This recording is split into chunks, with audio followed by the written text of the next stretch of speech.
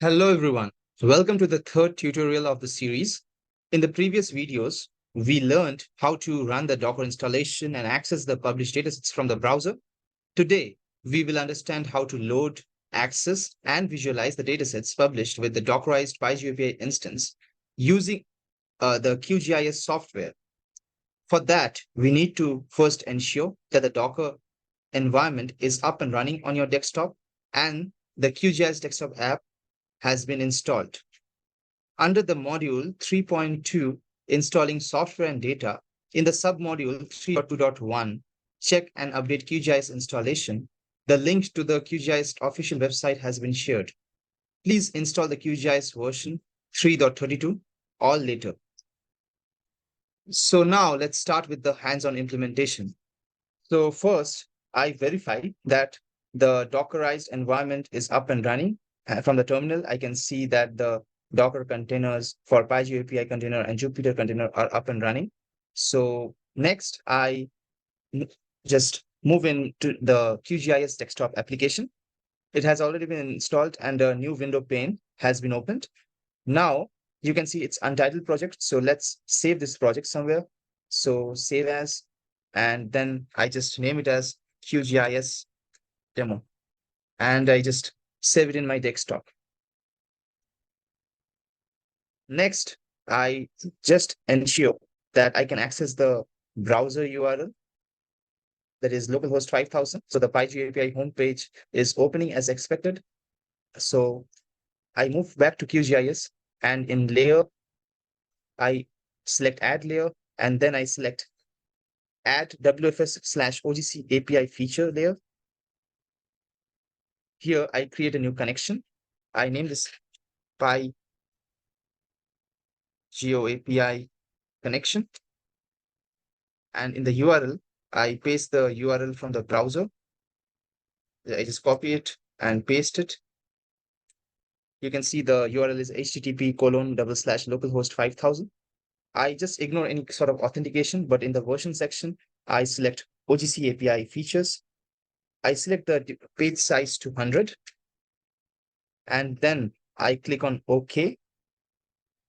Next, I try to create a new connection by selecting the connect command. And you can see that all the three datasets that was visible from the PyGeoAPI homepage, it's also visible right now in the QGIS pop-up window. So I select NSG and press on add. Now if I just close this window and focus on the left-hand side, you can see that in the layers section, an NSG layer has been created. And on the right-hand side, which was blank before, you can see some geometries appearing, but there is no base map. So for clarity, I just go to XYZ tiles and drag the OpenStreet as the base map for this NSG dataset layer. Now you can see the NSG dataset layers and you can visualize the geometries on the OpenStreet base map. If I try to zoom in, you can get a clear view of the geometries.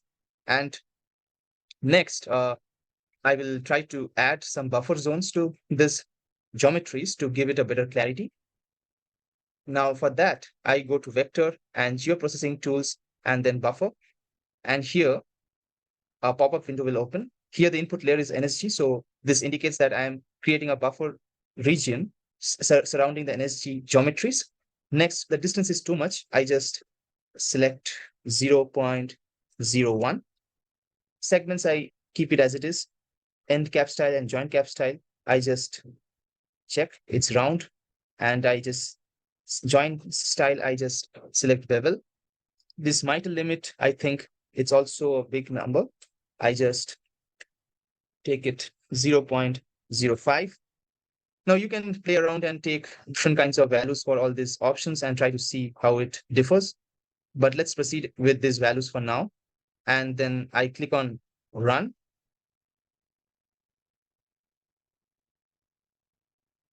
Now you can see, if I close this window, the buffer zones have been created, but the NSG geometries are missing right now.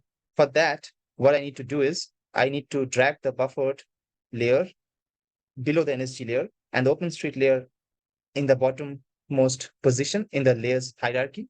So this signifies that the buffered layer is present above the base map as OpenStreetMap, and the NSG layer is present within the buffer layer. So it's right now, if I just try to zoom in, you can see that this geometries is present, which is light purple color on the buffer zone, and the buffer zone is present on the OpenStreet base map.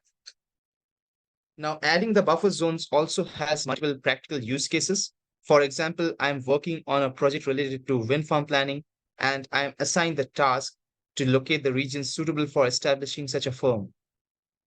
Now, one constraint should be that the farms must maintain a distance from the protected sites, since its presence might affect the vegetation and the wildlife in the area.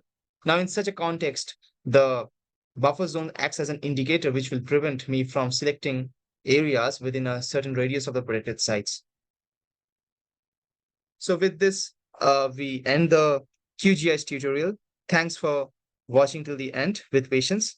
And we will get back with the last tutorial of the series, that is the one with Jupyter Notebook. Till then, goodbye and take care.